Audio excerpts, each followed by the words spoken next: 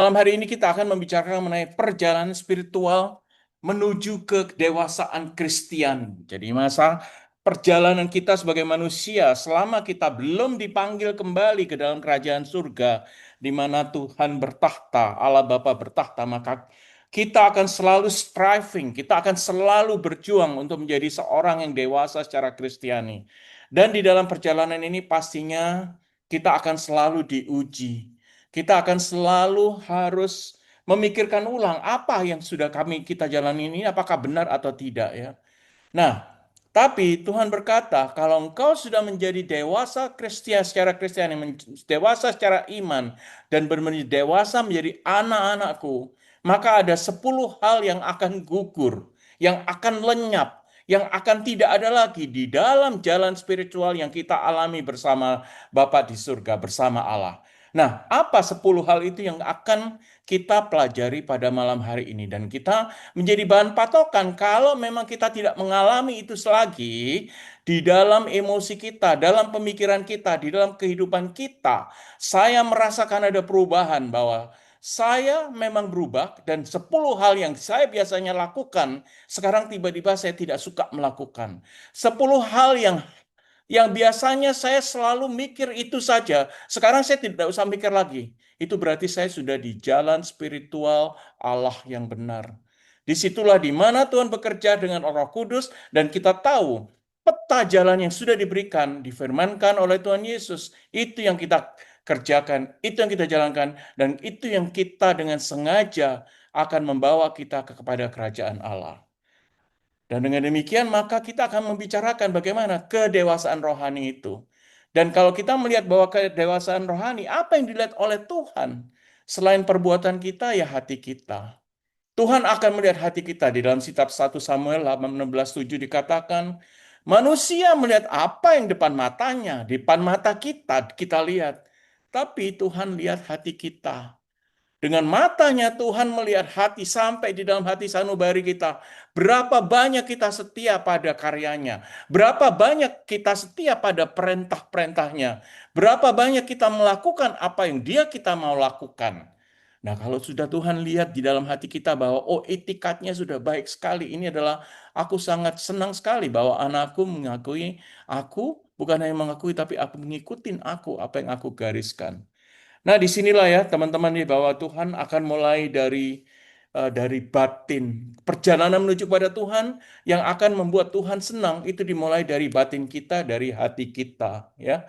Sehingga kalau kita menuju kepada perjalanan Allah, tapi di jalan yang sudah digariskan oleh Allah, tapi kita masih dikuasai oleh pola pikir duniawi dan berakar pada keduniawian, maka jalan yang diberikan oleh Tuhan seperti yang kita lihat tadi menuju ke surga, menuju ke salib, korban salib, itu tidak akan smooth, tidak akan sebaik yang kita harapkan.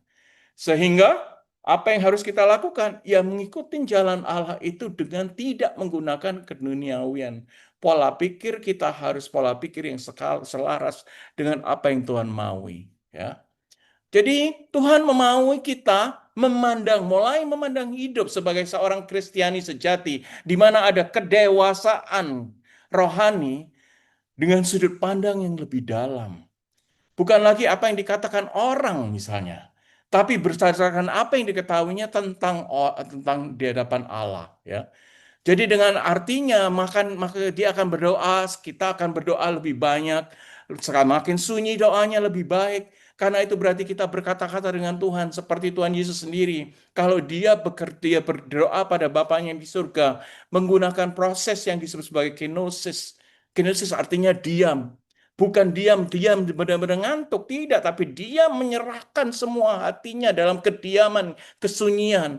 Dan dia merasakan kesadaran betapa Tuhan Bapaknya di surga mau bicara dengan dia. Nah, ini yang kita maui. Itu yang Tuhan maui. Bagaimana kita berhubungan langsung dengannya. Tanpa ada apapun juga dengan kediaman. Tapi kita bebas menceritakan. Dan kita bebas berhubungan dengan Bapa di surga. Bahkan berhubungan dengan Tuhan Yesus sendiri. Jadi intinya kalau kita mempunyai kebebasan untuk melakukan dari sudut pandang Allah. Itulah yang dimaui Tuhan, bebas dari keterikatan keduniawian, bebas dari kecemasan, bebas dari belenggu pencitraan, bebas dari semuanya sehingga jiwa kita yang diberikan oleh Tuhan, dewan kedewasaan rohani, akan bertumbuh bersama Dia di dalam kedewasaan spiritual ini. Maka kita akan melihat apa saja 10 hal yang akan kita rasakan apabila kita sudah merasakan di jalan spiritual bersama Allah. Maka 10 hal yang kita bicarakan ini akan hilang dengan sendirinya. Karena hati yang semakin menyatu dengan kehendak Allah akan membuat perubahan proses di dalam kehidupan kita. Ya. Nah, apa ya? 10 hal yang akan gugur, yang akan lenyap, yang akan hilang apabila kita benar-benar berjalan dan kita sesuai dengan jalan bersama Allah. Nah, ini yang kita akan bicarakan malam hari ini. Yang pertama adalah penilaian orang lain, ya. Jadi kita bicarakan ya. Manusia melihat apa yang depan di depan mata, tapi Tuhan melihat hati kita, ya. Nah, kalau kita berjalan bersama Tuhan dan jalan lurus di pathway yang Tuhan sudah berikan, maka seringnya kita merasakan bahwa kita tidak care lagi apa yang orang lain katakan tentang kita. Artinya perjalanan yang penuh kita jalani dengan sepenuh hati, dengan terbuka, dengan iman apa yang kita berikan, tidak ada proses batin yang tersembunyi lagi. Karena apa yang menjadi opini orang lain tidak akan menjadi standar lagi dalam kehidupan kita. Karena opini orang adalah bentuk perbudakan terhadap ilusi sosial. Padahal yang kita lihat, yang Tuhan maui adalah Tuhan melihat hati kita kepada Dia. Kalau kita menjadi satu hati dengan Tuhan, dan Tuhan akan melihat bahwa opini orang lain doesn't matter to us anymore. Artinya kita sudah ngikutin Dia. Karena we don't care about others anymore, ya. Kecuali hal yang silly-silly yang memang kita perbuat. Tapi kalau kita sudah tidak percaya lagi, tapi kita tidak peduli lagi apa yang Tuhan katakan, kita sudah bebas dari kecemasan sosial. Tidak lagi dikendalikan oleh ketakutan atas komentar orang lain. Maka itulah yang dirasakan kebebasan sejati. Disitulah kita benar-benar tahu bahwa kita jalan benar di hadapan Tuhan. Jadi orang yang mempunyai keperasaan batin yang besar dan menuju kepada kerajaan surga lewat jalan yang sudah Tuhan berikan, tidak akan peduli pada apa yang Tuhan orang lain katakan, karena pegangan dia adalah Tuhan sendiri. Pegangan dia adalah janji Kristus. Pegangan dia adalah Allah Roh Kudus yang ada di dalam dirinya. Dia tidak akan dinilai tidak akan merasakan bahwa orang lain tuh berbicara sesuatu pada dirinya dan they don't care, ya. Kecuali ada hal-hal yang kecil-kecil yang memang kadang-kadang kita masih care, tapi mayoritas yang kita lakukan kita tidak care lagi orang lain menilai kita apa. Karena kita sudah bebas dari judgment sosial yang ada atau ilusi sosial yang diberikan oleh orang. Dan kita akan merasakan bahwa perjalanan kita yang tidak care terhadap orang lain sudah katakan, disitulah Tuhan akan bekerja, disitulah Tuhan akan menunjukkan jalan yang benar, dan disitulah kesejahteraan akan mendapatkan yang kita dapatkan. Kita don't care about what others think about us. We don't care about what people says about us. Nah, itu akan membawa kedua. Kenapa? Itu kembali lagi ya. Karena Tuhan akan melihat hati kita. Tuhan akan memberikan kedamaian sehingga kita don't care about others anymore. Apa yang Tuhan orang lain katakan. Yang kedua adalah kita akan meninggalkan perlombaan status sosial. Why?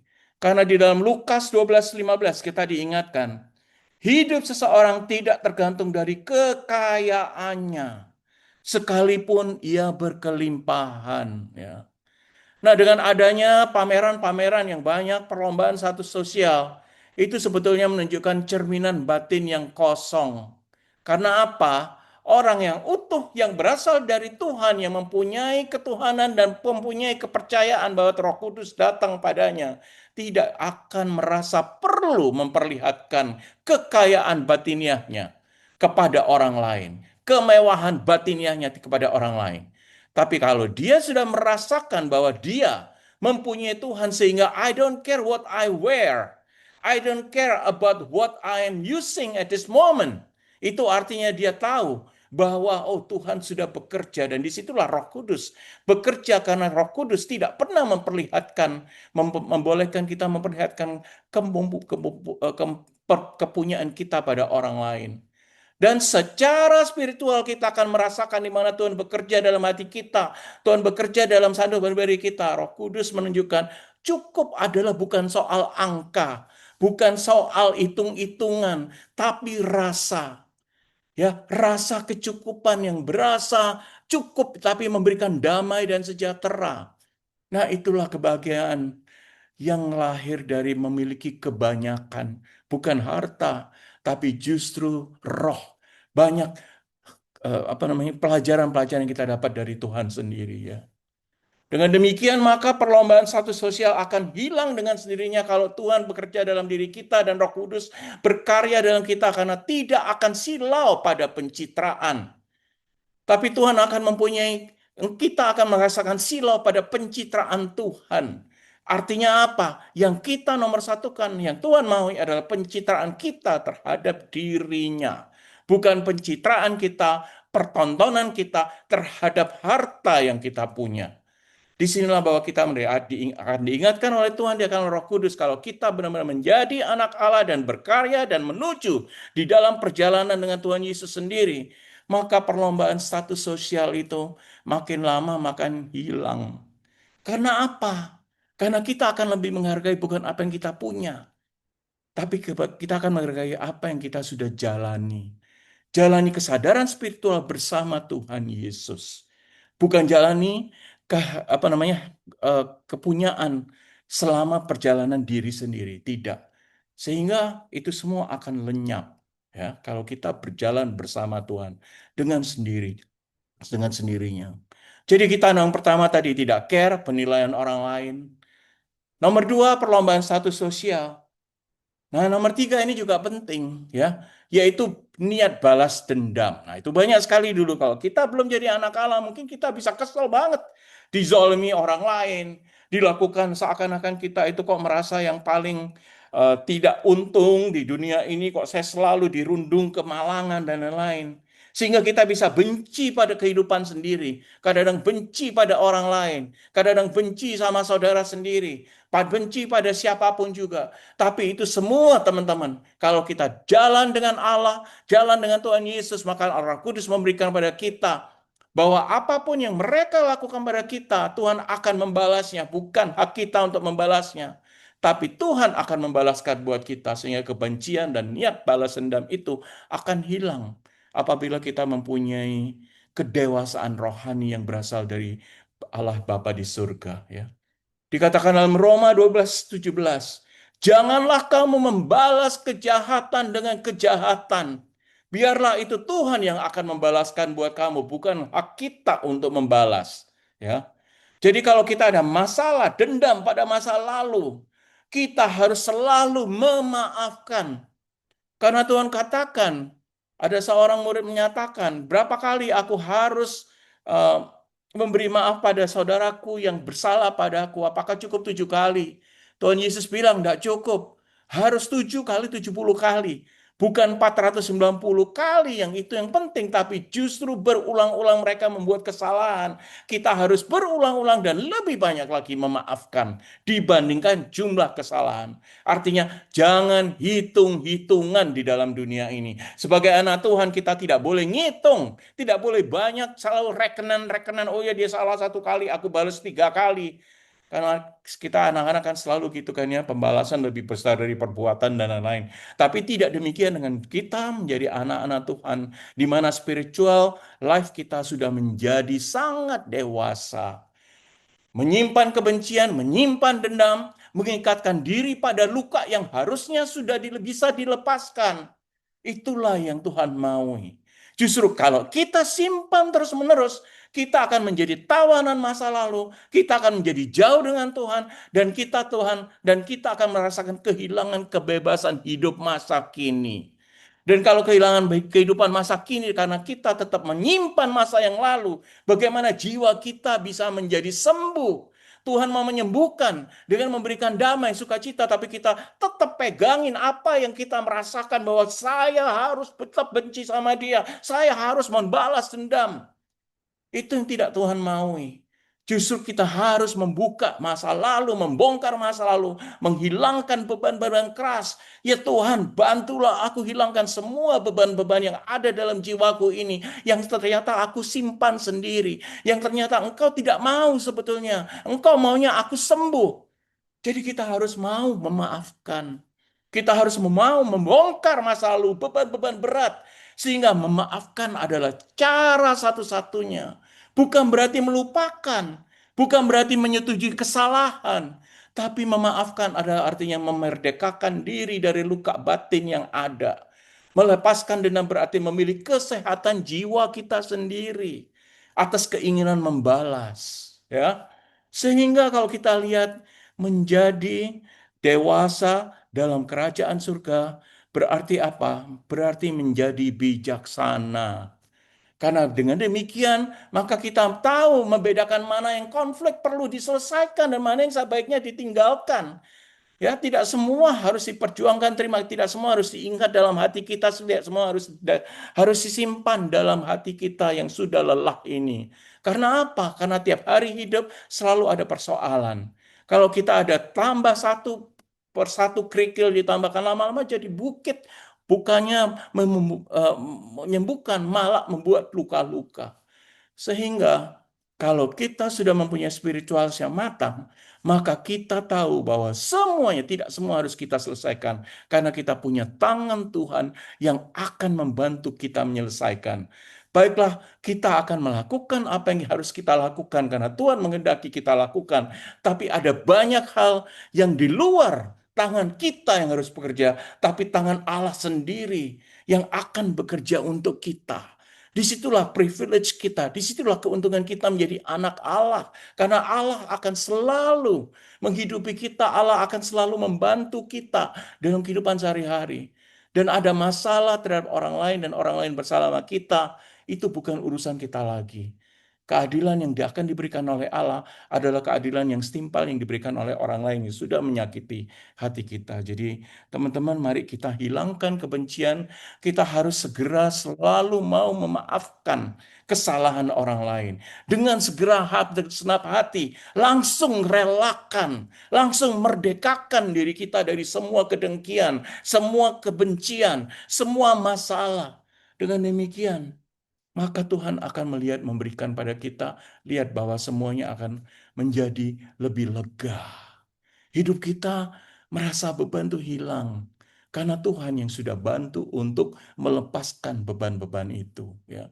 Jadi kalau ada teman-teman kita, siapapun yang masih merasakan, waduh kok beban hidup itu begitu besar. Beban hidup kok begitu tidak susah banget ngilanginya. Kok tidak malah ringan, kok malah tambah-tambah ada banyak problem. Disitulah kita harus mengingatkan mereka bahwa beban-beban itu sebetulnya bisa dihilangkan kalau mereka mau memaafkan. Mereka mau menutup luka-luka batin. Mereka menghilangkan beban-beban batu yang mereka tambahkan setiap hari. Dengan cara merilis, memaafkan, dan biarlah tangan Tuhan bekerja memberikan keadilan. Ya, itulah yang ketiga ya, kebencian dan niat balas dendam akan hilang ya. Kemudian kebutuhan akan pengakuan dan dianggap hebat ya. Barang siapa yang meninggikan diri, ia akan direndahkan ya.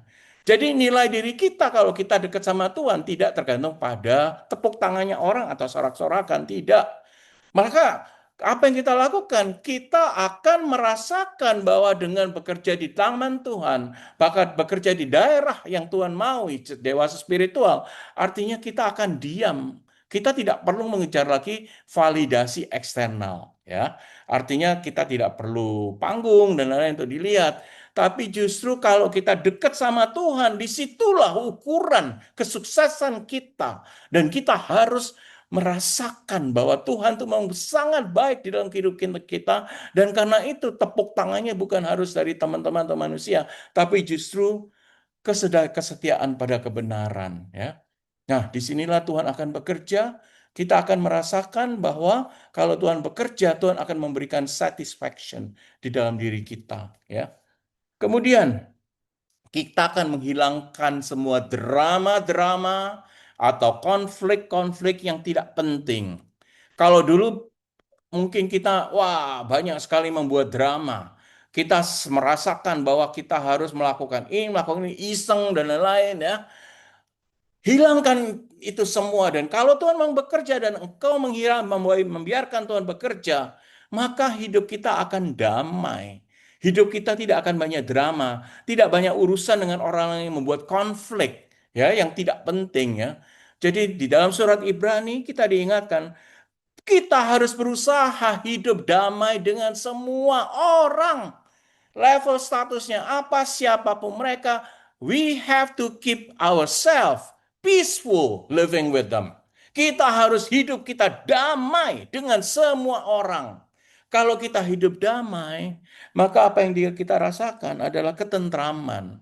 Karena hidup sendiri ini sudah berat. Masa kita mau nambahi beban terus? Apalagi kalau kita banyak sekali bergosip ria, kita ngomongin orang lain dengar marah. Nah, itu drama-drama konflik-konflik yang tidak penting. Maka kita mulai kurangi lagi tantangan-tantangan yang harus kita lakukan adalah jangan sampai kita membuat masalah. Jangan kita sampai membuat pertikaian. Jangan sampai membuat drama-drama, ya. Jangan sampai juga terpancing pada emosi. Karena kematangan spiritual kita itu juga dilihat oleh Tuhan. Tuhan melihat hati kita. Kalau kita tidak bisa mengendalikan diri, dikit-dikit marah, dikit-dikit kesal, dikit-dikit masalah, dan lain-lain, itu namanya kita masih membawa drama konflik yang tidak penting. Tapi Tuhan katakan, kalau kamu sudah hidup damai dengan orang, maka semuanya akan menjadi sejahtera. Jadi kita tidak akan menjadi terpancing oleh provokasi. Kita akan memilih diam daripada dan menjaga kedamaian dalam hati itu sendiri. Sehingga kita akan menjadi tahu kapan menghindari konflik sebelum terlibat. Nah, di sini kita butuhkan kebijaksanaan Roh Kudus untuk ngingetin kepada saya, jangan sampai saya terlibat konflik. Kalaupun ada konflik, itu konflik yang membangun. Tapi konflik yang tidak membangun, yang sangat menguras energi tanpa tujuan, kita percuma lakukan itu. Mari kita menjadi lebih baik dan bijak dalam memilih hal-hal yang baik sehingga tidak ada drama dan konflik. Dan dengan demikian maka kita akan mendapatkan ketenangan batin dan Tuhan akan memberikan pada kita. Allah Roh Kudus akan memberikan kesempatan kepada kita agar damai kita akan menjadi kedamaian dalam hati kita akan terbentuk karena memang Dia yang membentuk, bukan kita yang membuat hal-hal yang onar-onar atau kita menyibukkan diri dengan hal-hal yang membuat onar, ya. Bahwa ketenangan itu akan terbentuk karena kita sudah menjadi dewasa secara spiritual. Dan ketenangan itu sangat tidak ternilai loh. Ketenangan itu kalau kita merasakan benar, waduh, hidup saya kok enak banget ya. Hidup saya kok gembira sekali. Bukan karena kita tidak mempunyai tidak mempunyai persoalan, tapi kehidupan yang tahu. Karena apa? Karena kita tahu mengalah. Kita tahu menghindari konflik. Sehingga kita tahu bahwa drama-drama yang tidak penting itu hanya membawa eh, ke, pada pikiran saja. Itu akan membawa memadying di situation, artinya itu membuat onar di dalam otak kita saja. Tapi anak-anak Tuhan yang mempunyai kedewasaan rohani, dia tahu mana yang menimbulkan konflik, mana yang akan menimbulkan drama, dan dia akan mengalah sebelum masuk ke dalam konflik itu. Kalau kita mengalah dan kita menjadi bijak untuk tidak masuk ke dalam konflik, maka hidup kita tidak akan terkuras. Energi yang ada yang Tuhan berikan pada kita makin lama akan makin besar untuk memberikan kembali kepada orang lain atau kembali kepada Tuhan. Dan kalau kita banyak drama konflik, bagaimana kita bisa berurusan dengan Tuhan? Bagaimana kita bisa membuka hati kita pada Tuhan? Karena kita sudah terpengaruh oleh konflik itu sendiri. Dan kepikiran terus gimana? Saya dengan ini musuhan, dengan itu musuhan, dengan ini berantem, dengan itu berantem. Itu tidak akan membawa kita kepada Tuhan. Akhirnya apa yang kita minta? Minta-minta aja pada Tuhan Yesus. Kenapa ini kok hidup saya kok tidak enak? Kok banyak orang yang tidak suka pada saya? Kembali lagi kepada square nol. Dan itu kenapa? Seringnya karena kita dulu sebelum sebagai anak Tuhan, kita buat itu semua sendiri. Kita sendiri yang membuat. Kita tidak mau ngalah. Kita mau menunjukkan bahwa kita Apa namanya, kita benar-benar tidak menunjukkan bahwa kedamaian itu baik. Dan justru disinilah bahwa kita harus berusaha untuk menjadi lebih baik, ya. Oke, next. Nah, obsesi mengkontrol segalanya. Kadang-kadang di dalam hidup kita tuh dikuasai oleh ketakutan, ya, kekhawatiran, ya. Di dalam Mazmur 55:23 katakan, serahkan khawatirmu kepada Tuhan, maka Ia akan memelihara engkau. Kalau kita tetap khawatir, kita akan benar-benar cemas, anxiety terus. Bagaimana kita bisa memberikan kesempatan Tuhan untuk memelihara hidup kita? Dan kalau ini saya katakan, kalau memang ada kecemasan yang berasal dari penyakit organik. Tapi kalau kecemasan itu berasal dari kehidupan, cara hidup kita, lifestyle kita, itu artinya kita belum memberikan semuanya kepada Tuhan dan kita belum berserah kepadanya. Kalau kita bisa berserah kepadanya, maka serahkanlah khawatir kita kepada Tuhan dan Tuhan akan memberikan terbaik di dalam kehidupan kita. Dia bahkan bukan hanya memberikan terbaik, dia akan memelihara hidup kita. Itu janjinya, ya. Jadi artinya apa? Obsesi untuk mengontrol hal-hal yang kecil-kecil. Kadang-kadang hidup orang lain dikontrol, belum lagi hidup saya. Saya punya banyak peraturan yang harus kalau saya nggak ikutin peraturan saya, maka saya akan menjadi cemas. Dan itu artinya tidak berserah, kurang berserah. Karena apa? Karena kita selalu mengendalikan kehidupan kita. Tapi anak-anak Tuhan yang mempunyai kedewasaan rohani, kita akan merasakan bahwa kita ini terbatas. Memang itu adalah cara Tuhan untuk membuat kita, membentuk kita sebagai orang yang dewasa. Kita terbatas untuk mengendalikan hidup kita sendiri. Kita dibatasi mengendalikan hidup kita, apalagi mengendalikan hidup orang lain di sekitar kita. Sehingga kalau kita anak-anak Tuhan dan kita mempunyai kebersamaan dengan apa yang Tuhan maui, kita menjadi faham bahwa tidak semua bisa kita kendalikan. Dan kalau itu bisa Anda kendalikan, ya kita harus mengembalikan kepada Tuhan supaya Dia yang bisa mengendalikan. Karena memang Dia yang akan bisa mengendalikan. Tidak semua hal-hal di dunia ini bisa kita kontrol. Tidak bisa kita kendalikan dengan mata, kepala, kehidupan kita, dan otak kita. Memang demikian, memang kita adalah orang-orang yang terbatas. Didesain oleh Tuhan menjadi orang terbatas. Karena Dia mau kalau kita menjadi bisa mengontrol semuanya, maka kita tidak akan depend on Him. Maka kita akan membuat semuanya dengan kemauan kita. Dan kalau itu sudah menjadi seorang diktator, ya. Tapi justru anak-anak Tuhan akan matang dalam menjalankan seorang menjadi seorang Kristiani yang sejati. Kematangan itu dilihat dari mana? Kematangan itu dilihat karena kemampuannya bisa melepaskan kendali, melepaskan kontrol yang tadinya dia mau punyai terus-menerus. Tapi kalau dia seorang Kristiani sejati yang mempunyai kedewasaan rohani, dia punya tujuan untuk yang bisa beradaptasi dengan semua rencana, apalagi itu rencana Tuhan.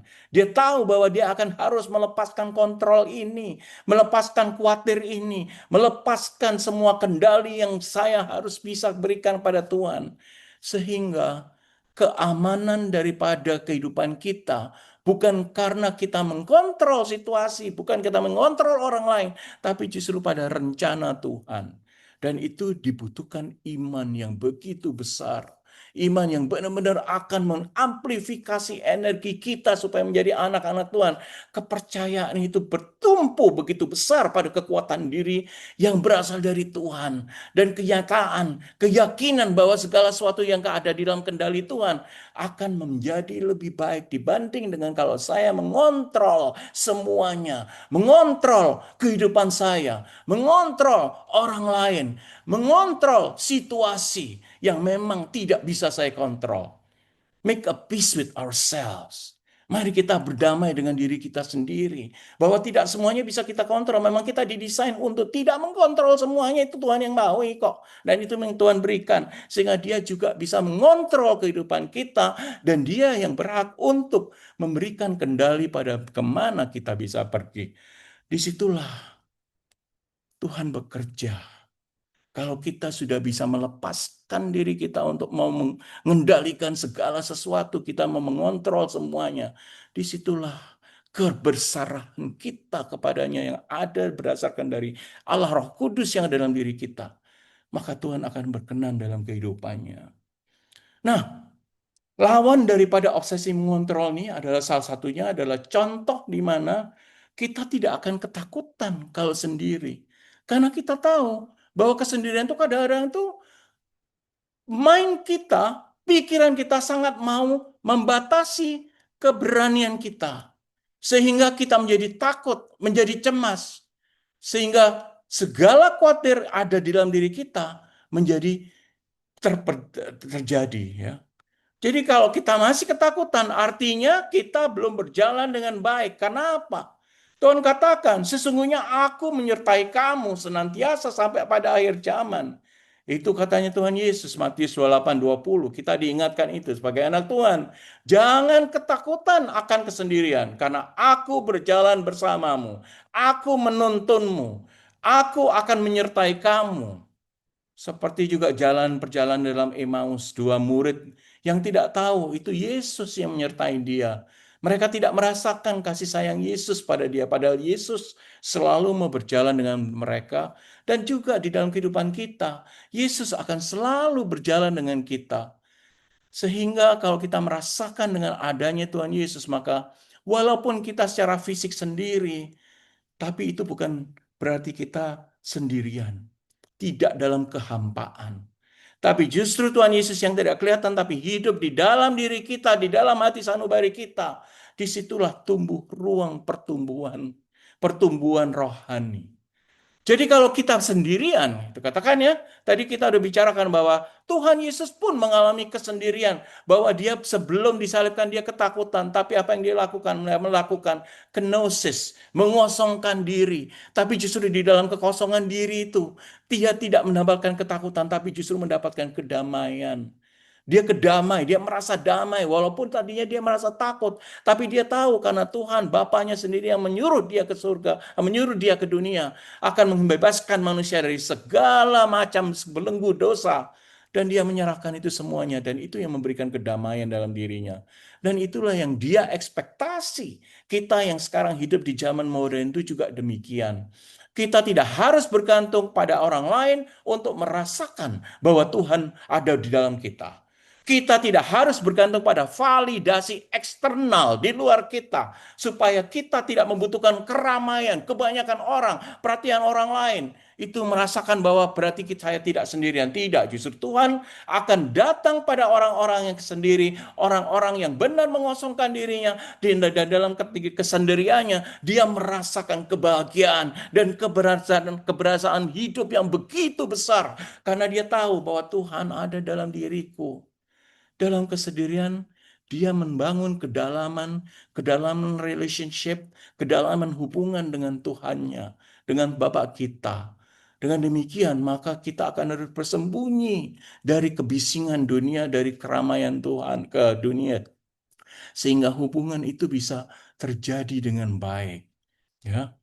Jadi kalau misalnya kita satu hari ditinggalkan oleh orang lain, dimanapun juga, dan kita merasakan sunyi senyap, berarti kita masih belum berserah pada Tuhan.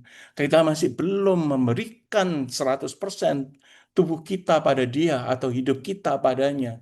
Sehingga kalau kita benar-benar merasakan bahwa, ya saya sendirian, tapi saya tahu bahwa Tuhan bersama saya. Tuhan bersama saya, walaupun saya tidak kelihatan. Tapi saya bisa merasakan energinya, saya bisa merasakan cinta kasihnya, saya bisa merasakan jamahannya, saya bisa merasakan di mana dia ada di sekitar saya. Disitulah kedewasaan rohani. Jadi kehilangan, ketakutan itu akan lenyap daripada kehidupan seorang yang benar-benar merasakan kedewasaan rohani. Ya. Kemudian pelajaran yang lain yang Tuhan katakan, tidak ada menang, tidak ada kalah. It's a zero sum game. Itulah Tuhan mau. Bukan yang satu mau menang, satunya kalah. Tuhan Yesus tidak pernah mau menang sendiri. Tuhan Yesus kalau dia nggak tahu cara kalau dia dituduh atau dia dipertanyakan, dia tidak tahu jawab apa, dia akan benar-benar menimbulkan pertanyaan lain yang kembali lagi membuat doubt di mata penanya.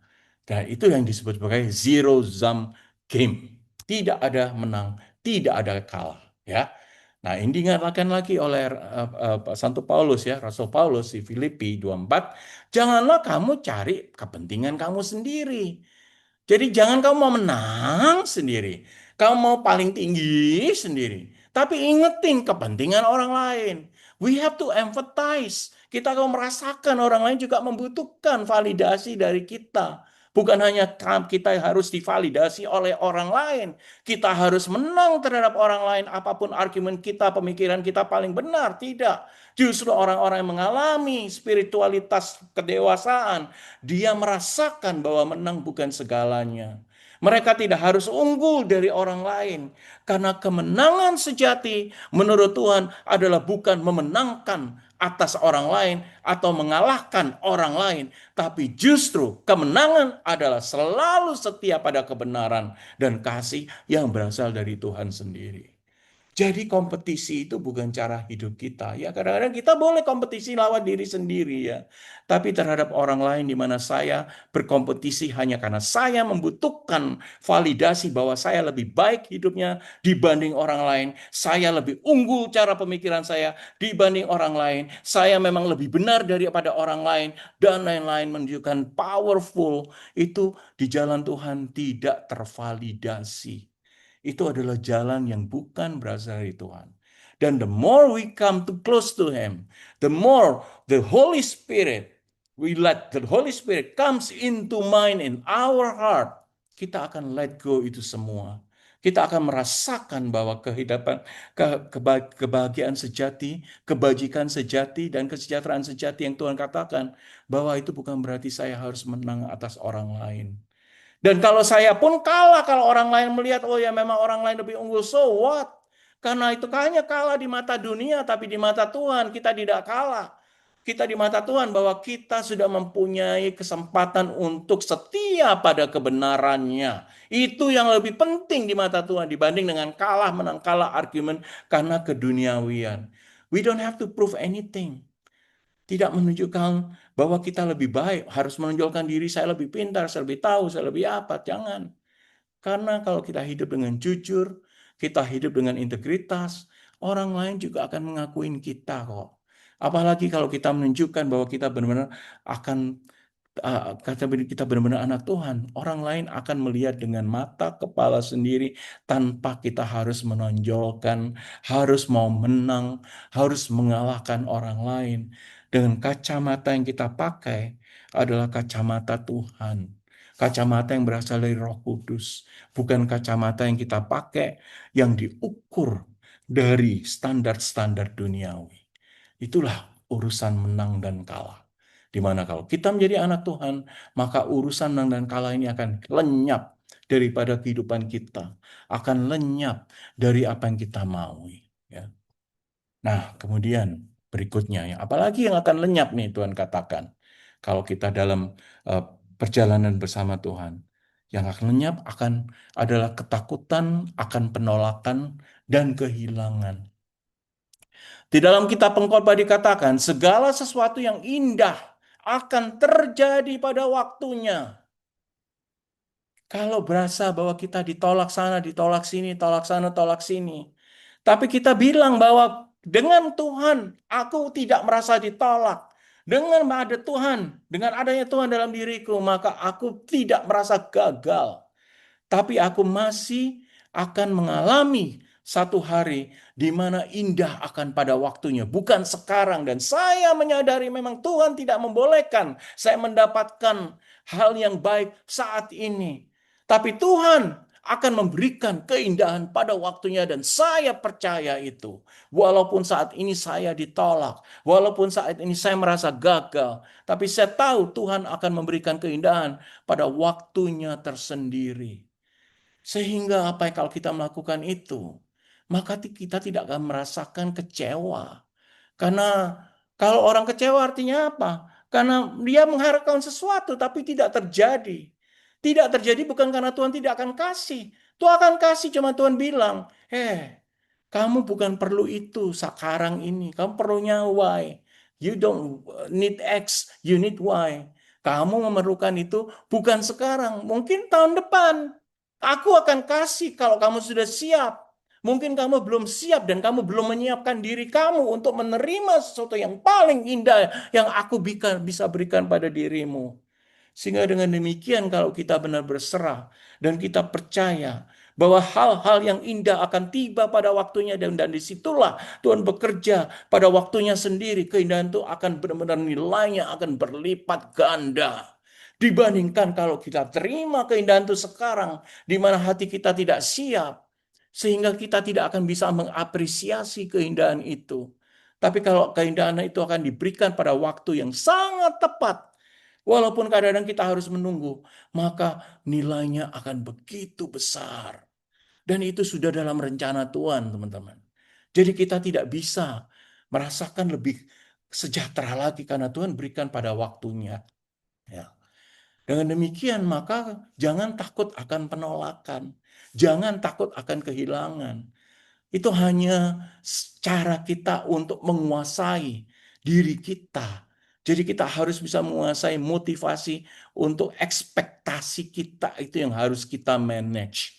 Ekspektasi bahwa Tuhan punya cara sendiri untuk memberikan pada kita pada tempatnya dan pada waktunya yang terbaik. Dan nilai yang akan kita terima menciptakan ruang kebijakan dan kedewasaan rohani dalam diri kita. Karena itu Tuhan memang tujuannya itu akan supaya kita akan menjadi lebih dewasa sebagai anaknya, ya. Jadi ada 10 hal ini yang akan terjadi ya teman-teman ya. Kalau kita memang benar-benar jalan di jalan Tuhan dan kita berserah dan kita akan berserah kepada Roh Kudus supaya membuat hati kita menjadi lebih dewasa. Kalau kita masih merasakan hal yang kecil-kecil, masih berkonflik, masih suka pengen dimenangkan oleh orang lain, masih suka untuk menguasai orang lain, mengontrol semuanya di sekitar kita, orang-orang teman-teman kita, siapapun kita mau kontrol pokoknya caraku sendiri. Itu artinya kita belum biarkan Tuhan bekerja dalam diri kita. Dan kalau kita tidak memberikan kesempatan Tuhan bekerja 100% dalam diri kita, berarti spiritual rohani kita masih harus kita matangkan. Kalau kita belum membuka hati kita untuk supaya Tuhan Roh Tuhan bekerja, berarti spiritual kita masih mengalami ujian. Dan Tuhan akan tetap memberikan kesempatan untuk kita belajar. Tuhan akan tetap membuat kita akan menjadi semakin dewasa sebagai spiritual. Karena sebagai anak-anaknya, Tuhan akan selalu menyayangi kita. Mungkin satu dua orang beda tingkatannya, tapi kita percaya sebagai anak-anak Allah, semua orang tidak ada yang perfect. Di mata Tuhan, di mata manusia, kita akan menjadi satu orang-orang yang selalu dalam perjalanan menuju kedewasaan. Tidak ada orang yang selalu 100% perfect. Dan kalau sudah 100% perfect, maka Tuhan akan memberikan tes lainnya sehingga kita merasakan lagi, saya belum menjadi kepenuhan di dalam menjadi anak Tuhan. Nah, tapi kita diingatkan malam hari ini ada 10 hal yang akan membuat kita hilang. Kalau benar-benar satu hari kita merasakan, kalau kita hitung, oh ya saya masih merasakan kontrol, oh ya saya masih suka konflik sama orang. Jangan berkecil hati, tapi justru kita merasakan bahwa saya harus menghilangkan hal itu. Kalau saya merasakan orang lain, saya masih dibenciin orang lain, merasakan bahwa saya juga harus memberikan maaf pada orang lain. Buka semua beban-beban sehingga saya akan naik stepnya satu persatu sehingga kalau kita bisa memberikan 100% pada Tuhan, maka hilang lenyap semua 10 hal keduniawian itu. Dan setiap dari kita anak-anak Tuhan akan selalu striving for the best, akan selalu merasakan kedamaian kalau kita bisa menghilangkan hal-hal yang kecil-kecil itu yang membuat hidup kita tidak bahagia, yang membuat hidup kita akan selalu dekat sama Tuhan, ya. Nah, at the end apa yang terjadi, ya? Yang terjadi adalah kebebasan sejati yang Tuhan berikan pada kita, bukan soal memiliki, bukan soal dihormati, bukan soal diketahui atau soal mengkontrol orang lain, atau ingin tampil, atau rasa takut yang ada di dalam diri kita. Kebebasan sejati adalah ketika kita tidak lagi dibelenggu, tidak lagi diikat oleh hal-hal yang duniawi. Kalau kita bisa menghilangkan keduniawian itu, maka kita akan menjadi lebih serupa dengan Kristus, serupa dengan Tuhan, imago Dei. Itu artinya apa?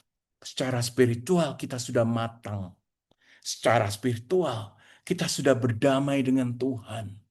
Walaupun ada kelemahan dalam diri kita, walaupun kita kadang-kadang masih harus meluangkan waktu untuk belajar, tapi karena kita memberikan kesempatan bahwa Tuhan sendiri bekerja dalam hati kita, maka di dalam kedamaian kita akan merasakan walaupun sunyi, tapi kedamaian dan benar-benar tuntunan Tuhan yang begitu besar di dalam hati kita. Tuhan tidak melihat apa yang kita lakukan, Tuhan melihat yang kasat mata dari kita, Tuhan melihat hati kita yang tentram. Dan disitulah Tuhan bekerja karena jiwa kita memang benar-benar bebas. Bebas dari keduniawian. Bukan karena dunia yang berubah, tapi kita yang berubah. Menjadi serupa dengan Allah, serupa dengan Kristus. Dan kalau hati kita berubah, serupa dengan Kristus, maka Tuhan akan lebih berkenan lagi dalam kehidupan kita. Dia akan memberikan lebih banyak lagi kesejahteraan di dalam kehidupan dan kedalaman jiwa kita yang semakin dewasa. Dewasa secara spiritual dengan berasal dari Tuhan Yesus sendiri. Ya. Oke, jadi pada akhirnya kita berkonklusi dalam Efesus 4:13 dikatakan, sampai kita semua telah mencapai kesatuan iman dan pengetahuan yang besar tentang anak Allah, kedewasaan penuh, dan tingkat pertumbuhan yang sesuai dengan kepenuhan Kristus. Disinilah jalan spiritual yang kita harus lewatin bersama Tuhan yang dipandu oleh Roh Kudus dan Allah dan Tuhan Yesus sendiri akan memberikan kedewasaan rohani. Di mana kedewasaan rohani itu adalah berjalan bersama Yesus, berjalan menuju kepenuhan yang Tuhan Yesus berikan kepada kita. Bukan hanya pengetahuan, bukan hanya kebiasaan, tapi menghilangkan hal-hal yang sudah bisa kita lakukan. Dan disitulah buah-buah Roh Kudus yang akan kita dapatkan begitu memberikan kedamaian di dalam hati kita. Dan disitulah kita bisa bersatu dengan Kristus dalam jiwa kita karena kita sudah menjadi dewasa secara rohani. Ya. Begitu ya teman-teman ya. Semoga Tuhan berkati kita semua dalam perjalanan kita semua untuk menjadi dewasa dan menjadi semakin serupa dengan Kristus. Semakin serupa dengan Bapa di surga, semakin serupa dengan Allah, Imago Dei, karena kita adalah anak-anaknya.